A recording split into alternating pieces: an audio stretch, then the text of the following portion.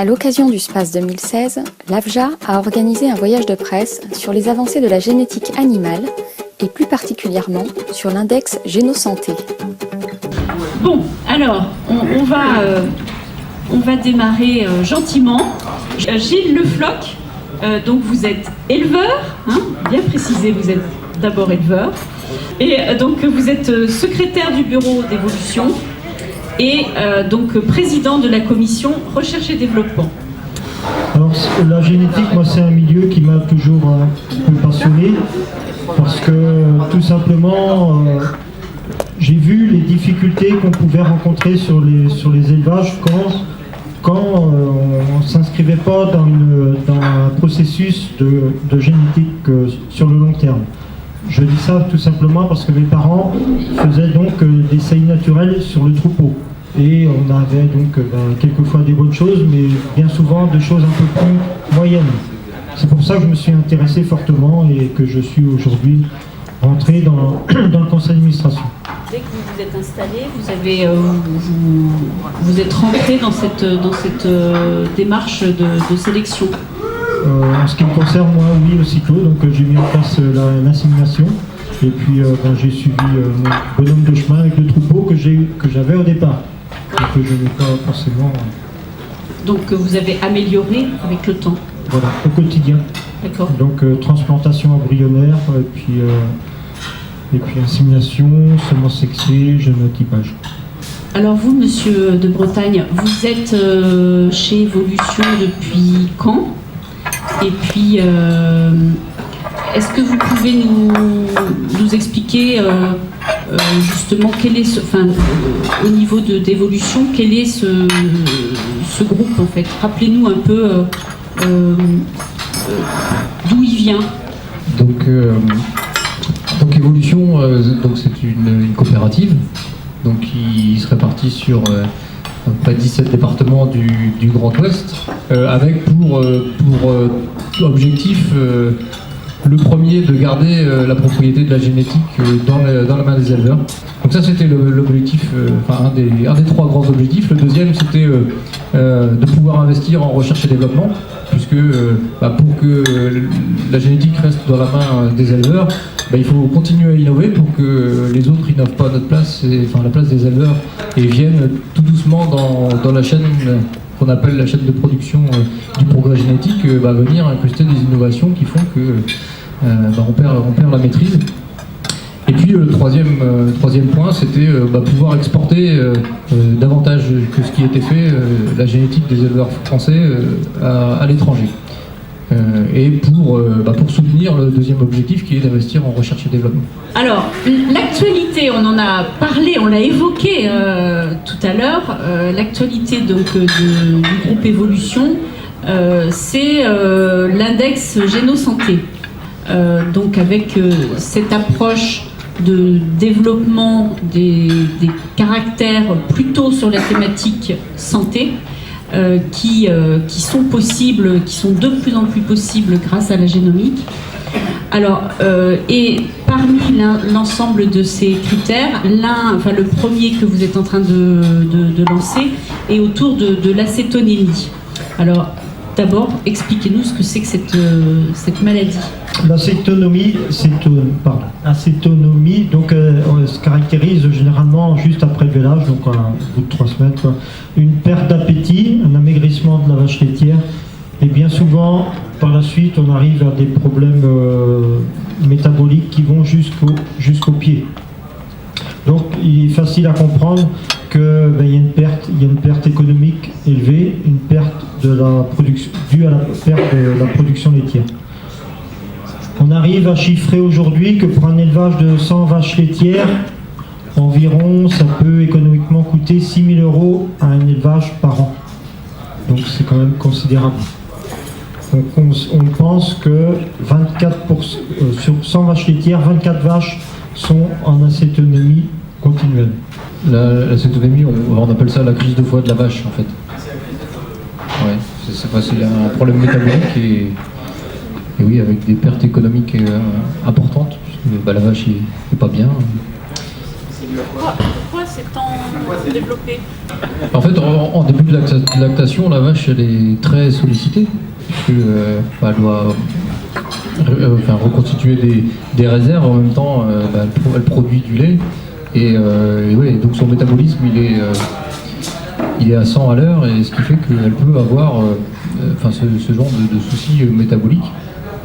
Et ce qu'on a remarqué, et ce qui est intéressant dans notre démarche, c'est que certaines vaches sont dans des conditions identiques à leurs voisines, ne présentent pas ce genre de troubles. Donc il y a un fond génétique, une prédisposition génétique à ne pas présenter ce genre de troubles. Alors on a commencé par ce caractère-là pour deux raisons. C'est que y a un impact économique fort, et la deuxième, c'est que on a ce qu'on appelle dans notre jargon des performances. Donc on a des mesures. Et maintenant, quand on fait une prise de sang on prend un morceau de cartilage d'oreille sur un petit veau, mâle ou femelle, on est capable de dire si il sera sensible, résistant, et du coup, on décide de procréer la génération suivante avec les femelles les plus résistantes et les mâles les plus résistants. Il a fallu combien d'années entre le moment où vous avez trouvé ces marqueurs génétiques et puis maintenant? C'est une question d'années ou de mois? C'est une question de mois? Et est-ce qu'il y a des différences selon les races? De prévalence selon les races? Oui, alors c'est pas pour faire plaisir à Gilles, mais la Normande est un peu plus résistante. Il y a moins de cas cliniques et subcliniques. Oui, mais de toute façon, dès lors qu'on a un effet génétique, souvent il y a des différences entre races. Et c'est souvent la première question qu'on se pose. On se dit, mais est-ce qu'il y a des races qui fonctionnent différemment? Et souvent, donc il y a des différences entre races, et après il y a des différences à l'intérieur de la race, selon on appelle ça des souches, mais selon les familles. Pour l'ensemble des autres critères, dans les index, vous avez expliqué que c'était l'INRA qui validait en fait ces informations-là. Et donc ce n'était pas vous, en tant qu'évolution, qui donniez l'information, mais c'est bien validé par l'État, enfin en tout cas pas l'État, mais en tout cas par une instance d'organisme public. C'est pas tout à fait la même chose, si j'ai bien compris, pour l'index Génosanté. Expliquez-nous un peu comment vous en êtes arrivé à cet index Génosanté et puis avec qui vous travaillez. Donc en fait, on travaille, comme tu l'as dit Thomas, donc avec les contrôles laitiers qui sont là pour récolter en fait ce qui se passe dans les élevages, et aussi était un consortium, donc Oriva, Elites, IDEL, INRA et Alice. Voilà. Et Agrial. Donc Alice, c'est la représentation nationale de l'ensemble des entreprises d'insémination. En tant qu'éleveur, moi, l'intérêt qu'on y trouve aujourd'hui dans ce schéma-là, en fait, c'est qu'on s'aperçoit que tout le monde arrive à travailler ensemble. C'est une chose nouvelle quand même. Et ça, c'est important pour l'avenir. C'est important parce que ça va nous permettre de nous différencier sans doute par rapport à la concurrence extérieure.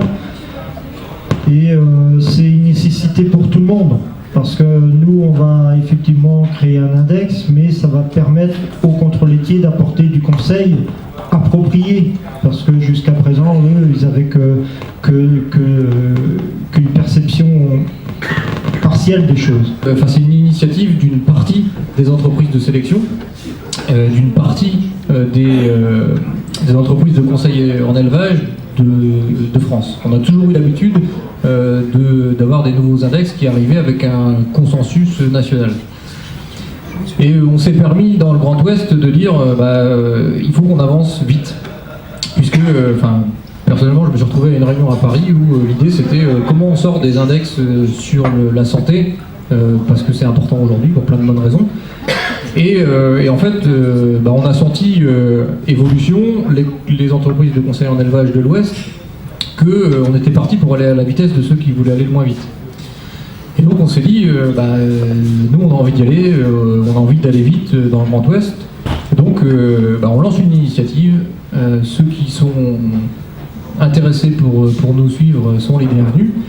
Et voilà, ce qui fait qu'aujourd'hui, Les index qui sont sortis sont disponibles sur le catalogue d'évolution, d'Oriva, d'Elitest, mais pas forcément pour les autres. Mais depuis le début, on leur a dit la porte est ouverte. Et la preuve, c'est qu'on a aujourd'hui des discussions avec d'autres entreprises pour qu'elles entrent dans le consortium ou pour qu'on leur rende le service. Voilà. Combien en total est-ce que vous estimez de vaches qui sont génotypées en France aujourd'hui? Parce qu'en fait, il y a celles que vous avez fait cette année plus celles que vous aviez fait l'année d'avant. Sur la zone d'évolution, on a un peu plus de, on a à peu près 150 000 animaux qui sont génotypés aujourd'hui. Combien ça coûte un génotypage? Aujourd'hui, c'est à peu près une cinquantaine d'euros. On est 50 euros. On est en train de passer la barre des 50, enfin, ça en descendant. Quels sont les autres critères santé qui existent, qui sont disponibles ou qui vont être disponibles? Alors le premier qui est arrivé, c'était les mammites cliniques. Donc ça fait quelques années que c'est disponible. C'était le premier index de santé qui est arrivé. Donc là on arrive dans la deuxième étape avec la cétonémie, et puis le projet Génosanté, il n'est pas restreint à la cétonémie, puisque là on est en train de collecter avec les contrôles laitiers des données venues des pareurs, des pédicures, donc qui notent toutes les lésions observées sous les pieds. Pour pouvoir sortir des index qu'on appelle santé des pieds. Donc les boiteries problématiques de pieds, c'est la troisième plus importante problématique en élevage laitier, c'est la troisième cause de réforme, donc économiquement c'est un point important. Donc ça ce sera la deuxième étape, donc on devrait pouvoir fournir des index aux éleveurs dans l'année 2017. Et puis ensuite on collecte beaucoup d'autres informations liées à la santé, des métrites, retournement de caillettes, enfin tous les événements de santé qu'on peut observer en élevage pour consolider les informations génétiques liées à la santé.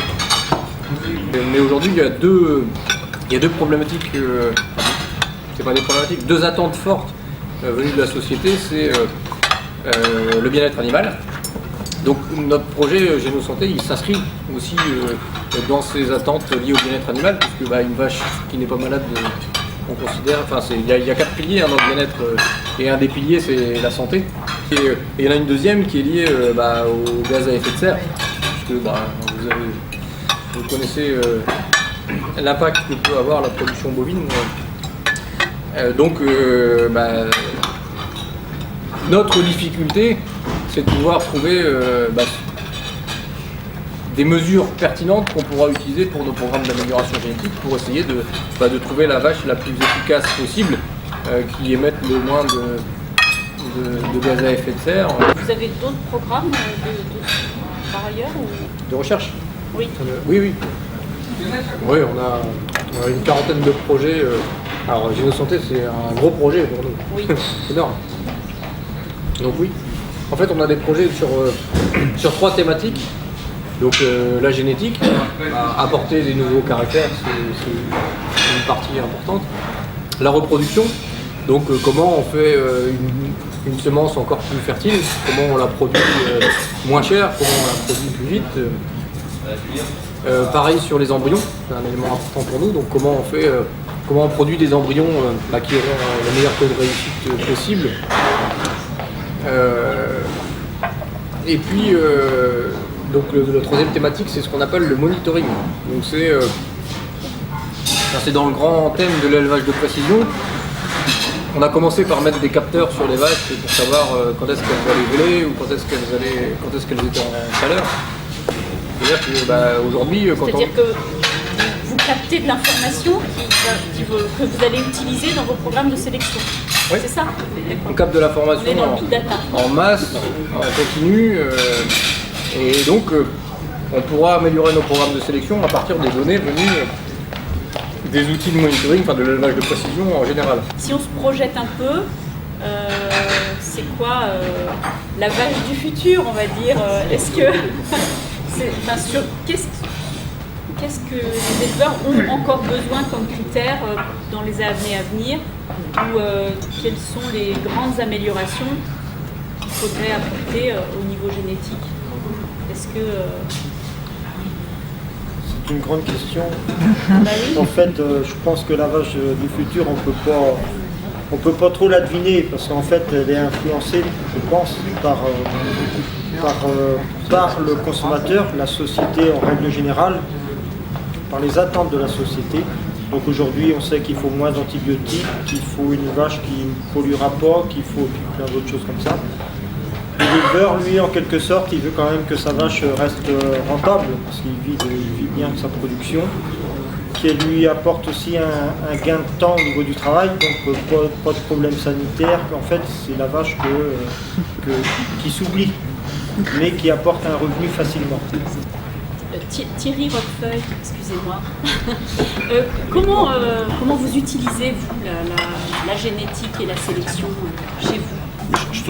Je pense que le sexage est en train de bouleverser beaucoup de choses dans nos pratiques, quoi. Parce qu'il y a quelques années, pour avoir dans un troupeau, pour avoir le génie de renouvellement, il fallait avoir inséminé quasiment en race pure l'ensemble de son troupeau. Aujourd'hui, avec le sexage, on insémine le nombre de vaches que l'on veut et on sait qu'au final, on aura quasiment que des femelles, quoi. Donc ça veut dire qu'on peut sélectionner les meilleures vaches et mettre de la génétique et du sexage. Oui, oui. Et sur l'autre partie, on fait un croisement avec une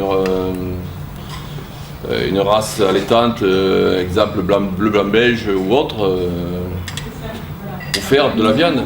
Donc on est en train de bouleverser aussi pas mal de choses sur le marché de la viande.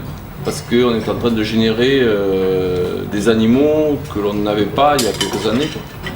Voilà, donc je pense qu'il y a une réflexion globale à avoir dans l'élevage bovin en général, quoi. Donc c'est pas les uns contre les autres, parce que c'est la génétique est là, la technique est là. Donc globalement, on veut faire quoi concrètement, quoi. Enfin, je pense qu'il faut avoir une réflexion globale. Il n'y a pas 100% des producteurs de lait qui sont aujourd'hui en sexage. Il n'y a pas 100% des producteurs de lait qui sont sur du croisement industriel. Il y a encore des choses beaucoup plus un peu différentes qui se passent sur les exploitations. Tout le monde ne fait pas de la génomique, tout le monde n'a pas tous les indicateurs qu'on est en train de vous parler ce soir. Donc tout ça, c'est quelque chose qu'il faut regarder de près. Là-dessus, c'est la raison pour laquelle avoir un syndicat qui ait la capacité de regarder ce qui se passe dans les autres pays européens, c'est aussi l'empêcher de tourner en rond par rapport à ce qui est en train de se mettre en place aujourd'hui en France. Donc voilà, parce qu'on sait aujourd'hui que les nouvelles technologies vont nous amener aussi des capacités à aller chercher de la génétique hors de nos frontières. Vous achetez des appareils sur Internet, on peut acheter demain de la génétique sur Internet aussi, quoi. Tout ça va évoluer très vite, très vite, très vite. Et il y a besoin aussi d'avoir des fois des yeux ou des oreilles extérieures pour objectiver tout ça, quoi. Parce que des fois qu'on est pris dans l'euphorie d'une dynamique il y a des fois des décisions qui sont peut-être qui peuvent varier ou qui peuvent être pas toujours, ne pas aller tout le temps dans le sens des éleveurs. Et nous on est là pour dire qu'il nous faut aller dans le sens des éleveurs parce que on a des éleveurs qui ont besoin aujourd'hui de gagner de l'argent, quoi. Et si c'est avec la génétique, tant mieux. Si c'est avec le produit lait, encore mieux. Et si c'est avec tout, quoi. Et aujourd'hui, moi, je préférais avoir des producteurs de lait qui, comme on l'a eu à notre assemblée générale, un producteur de vin qui nous a dit notre problème aujourd'hui, c'est de payer des impôts. Il me tarde d'avoir des producteurs de lait qui me disent que leur problème, c'est de payer des impôts, quoi. Je serais le premier heureux et satisfait. Dans la série des remarques que vous avez fait en début d'après-midi, vous avez dit, monsieur Lubiader, que le clonage... Non, c'est François. Voilà, c'est ça. C'est François Guillaume qui disait le clonage, ça n'a pas d'intérêt. Bon, il y a d'autres pays qui ont... Enfin, aux États-Unis, le clonage est davantage développé. Alors pourquoi ça n'a pas d'intérêt? Notre métier, c'est que la génération suivante soit meilleure que la génération actuelle. Donc un bon taureau, il doit nous produire un fils meilleur que lui. C'est l'objectif.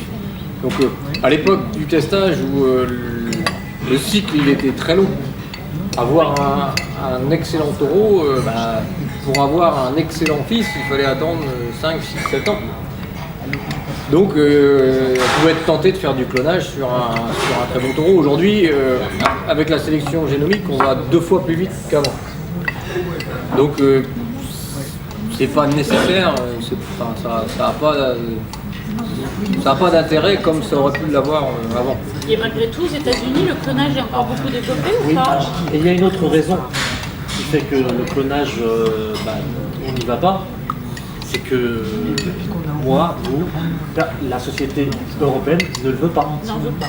Et donc, si la société européenne dit à Gilles qu'elle ne veut pas de lait de vache clonée, Gilles ne pourra pas fournir. Donc, à un moment, il y a aussi la pression sociétale européenne. Donc, il y a l'aspect scientifique, là c'est Thomas, mais il y a aussi l'aspect, effectivement, là c'est Gilles qui peut mieux répondre, mais aujourd'hui, la société européenne, je ne juge pas si c'est bon ou pas bon. Là, on est dans un constat.